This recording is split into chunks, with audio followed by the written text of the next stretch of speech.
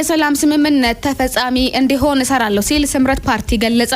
የፕሪቶሪያ ሰላም ስምምነት ተፈጻሚ እንዲሆን እንደሚሰራ የትግራይ ዲሞክራሲያዊ ስምረት ወይም ስምረት ፓርቲ አስታውቋል።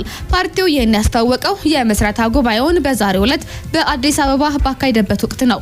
በምርጫ ቦርድ ከፖለቲካ ፓርቲነት በተሰረዘው በህወሓት በትግራይ ክልል የተፈጠረውን የፖለቲካ ምህዳር መበላሸትን ለማስተካከል ብሎም የትግራይ ህዝብን ፖለቲካዊ፣ ኢኮኖሚያዊና ማህበራዊ ችግሮችን ለመፍታት እንደሚሰራ የፓርቲው ጊዜያዊ ፕሬዝዳንት ጌታቸው ረዳ አስታውቋል።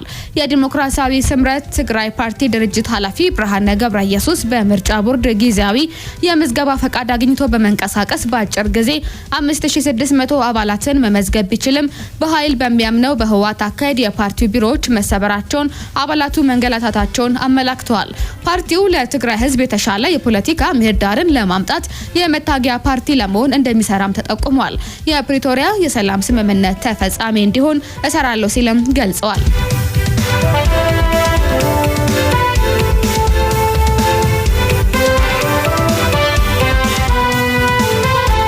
በሰሜን ተራሮች ብሔራዊ ፓርክ ውስጥ የሚገኙ ብርቅዬ እንስሳት ላይ እየደረሰ ያለው ችግር አሳሳቢ ነው ተባለ። በአማራ ክልል በሚገኘው ሰሜን ተራሮች ብሔራዊ ፓርክ ውስጥ የሚገኙ ብርቅዬ እንስሳት ላይ እየደረሰ ያለው ችግር አሳሳቢ ነው ሲሉ የሰሜን ጎንደር ዞን ምክትል አስተዳዳሪና የንግድና ገበያ ልማት መምሪያ ኃላፊ አቶ ቢምረው ካሳ አስታውቀዋል። ኃላፊውን ያሉት የሰሜን ተራሮች ብሔራዊ ፓርክ ስነ ምህዳር ለማልማትና ለመጠበቅ የሚያስችል የሃይማኖት አባቶች፣ የአገር ሽማግሌዎችና የአጋር አካላት ሚና ላይ ያተኮረ ውይይት መድረክ በተካሄደበት ወቅት ነው። በዚህም ፓርኩንና በፓርኩ ውስጥ የሚገኙ ብርቅዬ እንስሳቶችን ለመጠበቅ የሃይማኖት አባቶች ድርሻ ጉልህ ሚና እንዳለውም ኃላፊው ተናግሯል። የዞኑ ብሎም የሀገሪቱ ሀብት የሆነው ፓርክ ልንታደገው ይገባል ሲሉ የሰሜን ጎንደር ዞን ባህልና ቱሪዝም መምሪያ ኃላፊ ወይዘሮ አስራት ክብረት ገልጸዋል። ፓርኩንና በፓርኩ ውስጥ የሚገኘውን ብዝሃ ህይወት ልንጠብቀውና ልንጠቀምበት ይገባል ያሉት የቱሪዝም መምሪያ ኃላፊዋ ከአባቶቻችን የተረከብነውን ፓርክ ጠብቀን ለትውልድ ልናስተላልፍ ይገባል ብለዋል። የሰሜን ተራሮች ብሔራዊ ፓርክ ጽህፈት ቤት ተወካይ ኃላፊ አቶ ላቀው መልካሙ ፓርኩ አደጋ ላይ መሆኑን ገልጸው በፓርኩ ውስጥ ህገወጥ የመሬት ወረራ፣ ልቅ ግጦሽና እርሻ፣ ህገወጥ አደን መበራከቱንም ተናግረዋል።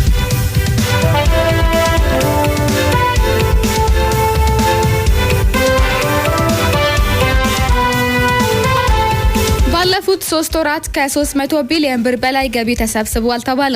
ባለፉት 3 ወራት የተሰበሰበው ገቢ 323 ቢሊዮን ብር መድረሱን የፕላንና ልማት ሚኒስተር ዶክተር ፍጹም አሰፋ ተናግሯል። ዶክተር ፍጹም ይህን የተናገሩት የ2018 የመጀመሪያ 100 ቀናት አፈጻጸምን አስመልክተው ባቀረቡት ሪፖርት ላይ ነው። በሩብ ዓመቱ ከተለያዩ ዘርፎች ገቢን ለመሰብሰብ በትኩረት መሰራቱን አመላክተዋል። በዚህ መሰረትም ባለፉት 3 ወራት የተሰበሰበው የፌዴራል መንግስት ገቢ 323 ቢሊዮን ብር ደርሰዋል ነው ያሉት። ይህ አፈጻጸም ከአምናው ተመሳሳይ ወቅት ጋር ሲነጻጸር የ112 በመቶ ጭማሪ ያለው ሲሆን በወቅቱ የተሰበሰበው ገቢ 152 ቢሊዮን ብር እንደነበር አስታውሰዋል። ባለፉት 3 ወራት ከወርቅ 1.2 ቢሊዮን ዶላር ገቢ መገኘቱን ጠቅሰው ከቡና ደግሞ 763 ሚሊዮን ዶላር ተገኝቷል ብለዋል። የሐዋላ ፍሰት 2.3 ቢሊዮን ዶላር የደረሰ ሲሆን የውጭ ቀጥተኛ ኢንቨስትመንት ደግሞ 961 ሚሊዮን ዶላር ሆኖ ተመዝግቧል ብለዋል ሚኒስትሯ። አጠቃላይ ተቀማጭ ሀብት 3.73 ትሪሊዮን ብር መድረሱን ገልጸው ለዘርፉ የሚሰጠው የብድር መጠን ከዚህ ቀደም ባልተለመደ ሁኔታ እያደገ መምጣቱንም ጠቅሰዋል።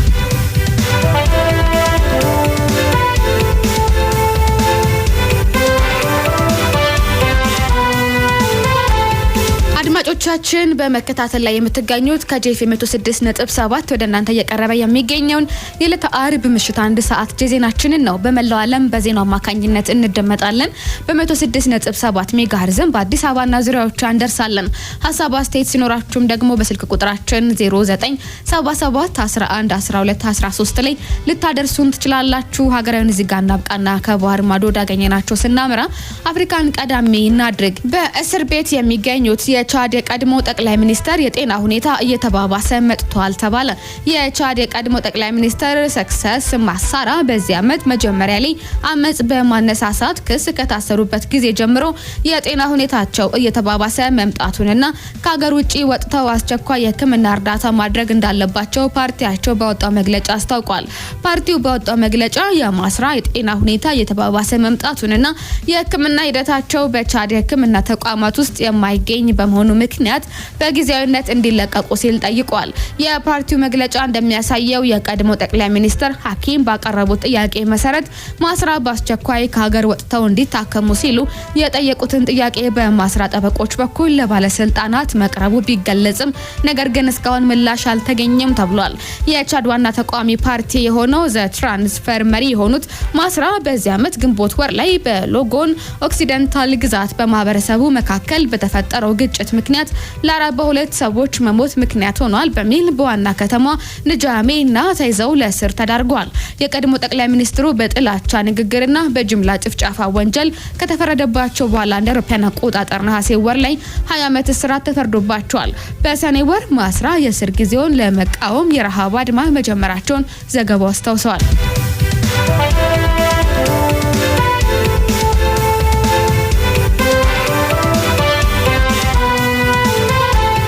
አፍሪካ ውጣ ስንል የአውሮፓ ህብረት ለመጪዎቹ 2 ዓመታት ዩክሬንን ለመደገፍ ቃል ገባ። የአውሮፓ መሪዎች ለሚቀጥሉት 2 ዓመታት ዩክሬንን የገንዘብ ፍላጎቶች ለመደገፍ ተስማምተዋል።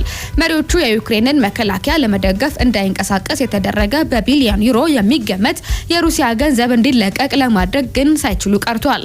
በቤልጂየም ባንክ ውስጥ የተቀመጠ 140 ቢሊዮን ዩሮ የሩሲያ ገንዘብን ለመጠቀም የቀረበው ሐሳብ ቤልጂየም ስጋቶቿን መግለጿን ተከትሎ እስከ መጪው ታህሳስ ድረስ እንዲዘገይ ተደርጓል። ይህ አከራካሪ እርምጃ በሩሲያ ላይ ሊጣሉ ከተያዙ ትልልቅ ማዕቀቦች መካከል አንዱም ነበር።